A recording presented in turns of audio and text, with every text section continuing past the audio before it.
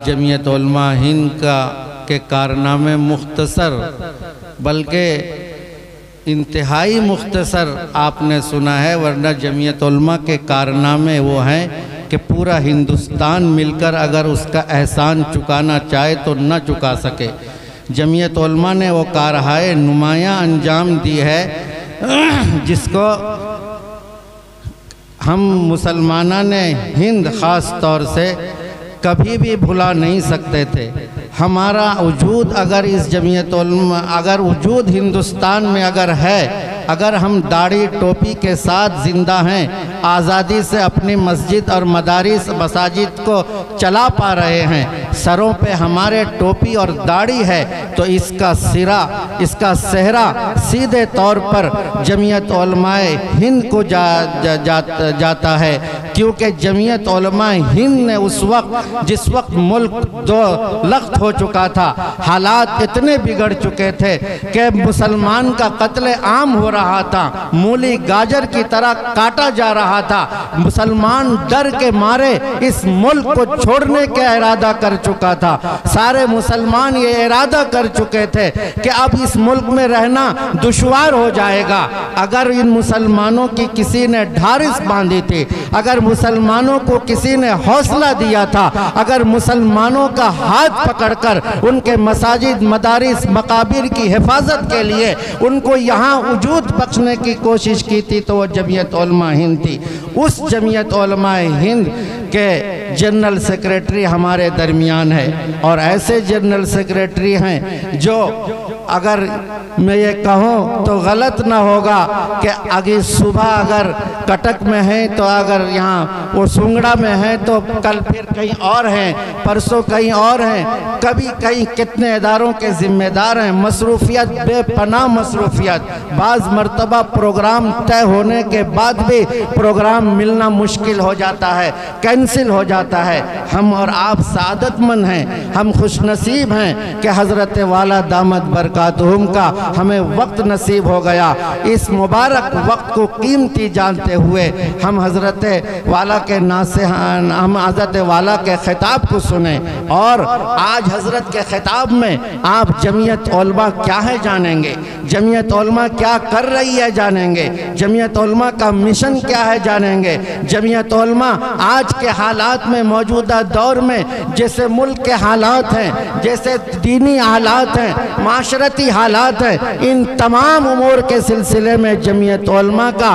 کیا اس کے اندر کارنامہ ہے اور جمعیت علماء کیا پیغام دینا چاہتی ہے۔ جمعیت علماء کے کارکنان کو بھی حضرت خطاب فرمائیں گے اور ہم تمام سامعین کو خطاب فرمائیں گے۔ جب حضرت اتنی مصروفیتوں کے بعد ہمارے درمیان تشریف فرما ہے، انتہائی ناسپاسی ہوگی اگر حضرت کی خدمت میں دو حروف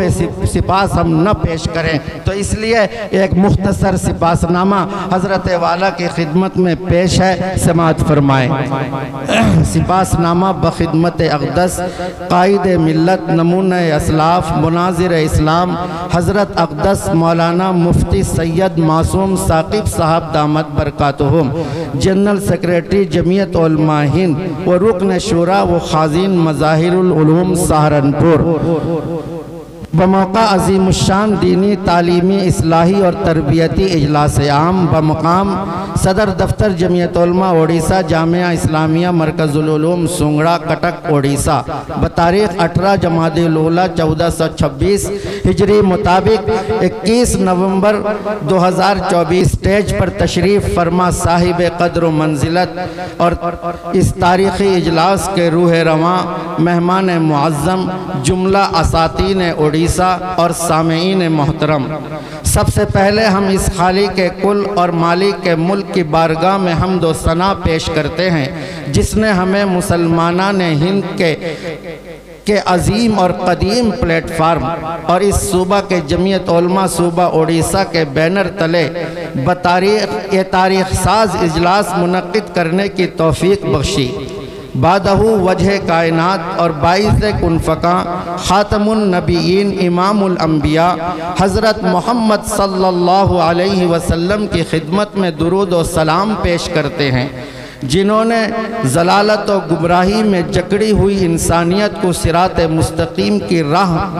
راہبری فرما کر دنیا و عقبہ میں فوز و فلاح کے زیور سے آراستہ کیا۔ اس کے بعد ہم اپنے تمام مہمانان کرام اور سامعین اعظام کا بھی خیر مقدم کرتے ہیں۔ بعدہ ہم بصد خلوص و وفا مہمان عالی مقام آج کے اس پروگرام کے روح رواں نگاہ محبین و عاشقین کے منتظر کی خدمت میں ہدیہ تشکر و امتنان پیش کرتے ہیں، پیش کرتے ہوئے خوش آمدید کہتے ہیں، اس اعتراف کے ساتھ کہ 100 چاند بھی چمکیں گے تو کیا بات بنے گی، 100 چاند بھی چمکیں گے تو کیا بات بنے گی، تم آئے تو اس رات کی اوقات بنے گی۔ مہمان عالی مقام، آج ہم صدر دفتر جمعیت علماء صوبہ اوڈیسہ جامعہ اسلامیہ مرکز العلوم سنگڑا میں آپ کے عروج مسعود سے نہ صرف خوش ہیں بلکہ اپنی قسمت پر بھی نازاں ہیں کہ اللہ تعالیٰ نے آج ہمیں یہ حسین موقع عنایت کیا ہے کہ ہم قریب سے براہ راست اس ولی کامل کا دیدار کر رہے ہیں جو قطب وقت امیر الہند صدر جمعیت علماء ہند صدر المدرسین دارالعلوم دیوبند کا معتمد خاص ہے، جنہوں نے اکابرین کے خون سے سینچی گئی جمعیت علماء ہند کا تاج ناظم عمومی کی شکل میں آپ کو پہنا دیا ہے، جس کے ریشے ریشے سے اکابرین کی خوشبو پھوٹتی ہے۔ علوم قرآن و حدیث، فقہ و فتاوہ میں کامل دسترس، شریعت و طریقت میں جامعیت، قوم و ملت کے تئیں فکر مندی اور آہ سحرگاہی، اشاعت و دفاع اسلام کی جرت رندانہ، امانت و دیانت، سادگی و سنجیدگی اور زہد و ورع اور حسن انتظام و انصرام میں کمال اور زبان و بیان اور میدان تحقیق و تصنیف میں بے مثال، بلکہ یہ آپ کی شخصیت کے وہ عناصر ترکیبی ہیں جن کے مجموعے اور حسین گلدستے کو ہماری حقیر سی زبان قائد ملت، نمونہ اسلاف، مناظر اسلام حضرت اقدس مولانا مفتی سید معصوم ثاقب صاحب دامت برکاتہم، جنرل سیکریٹری جمعیت علماء ہند و رکن شورا و خازن مظاہر العلوم سہارنپور کے نام سے یاد کرتی ہے ایک ذات اور اس میں لاکھوں محاسن، ہے ایک ذات اور اس میں لاکھوں محاسن، خدا کی قسم آج ہے عقل حیران، تو مخزن ہے معدن ہے علم و ہنر کا، خدا نے بنایا ہے تجھ کو ہماداں، لٹیں کیوں نہ علم و معارف کے موتی، برستا ہو تجھ سا جہاں ابر نیساں، رہے زندگی حشر تک تیری دائم، نبی مہرباں ہو خدا ہو نگہباں۔ مہمان ذی وقار، یہ آپ ہی کا حسن انتظام و انصرام ہے کہ آپ کے دور اہتمام میں جہاں دارالعلوم امدادیہ رائے چوٹی ضلع کٹپا آندھرا پردیش روز افزوں ترقی کی طرف گامزن ہے، وہیں پر جمعیت علماء ہند کی ملی مذہبی رفاعی دفاعی اور قانونی خدمات کا دائرہ بھی وسیع سے وسیع تر ہوتے جا رہا ہے۔ حضرت مولانا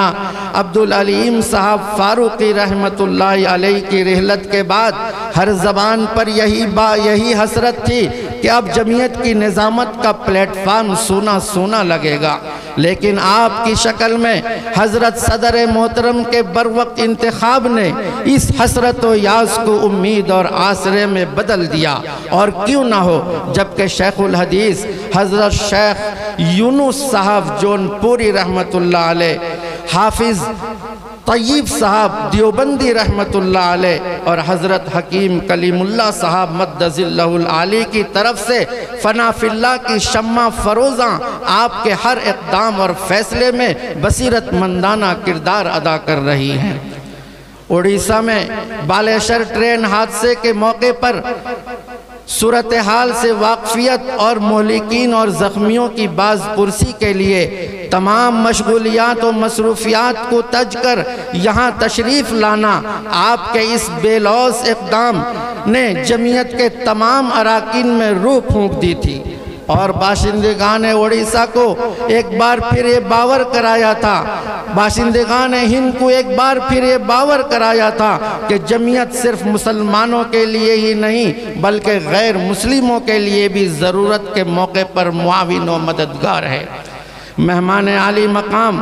ہماری دعوت پر لبیک کہتے ہوئے آج آپ نے ہم چھوٹوں کے حوصلے کو بلند کر دیا ہے۔ آپ کی اس ذرہ نوازی اور خرد نوازی، تکلیفوں اور پریشانیوں کو خندہ پیشانی سے قبول کرنے پر ہم آپ کی شایان شان شکریہ بھی ادا نہیں کر سکتے اور نہ بدلہ دے سکتے ہیں۔ بس احکم الحاکمین کی بارگاہ میں دست بدعا ہیں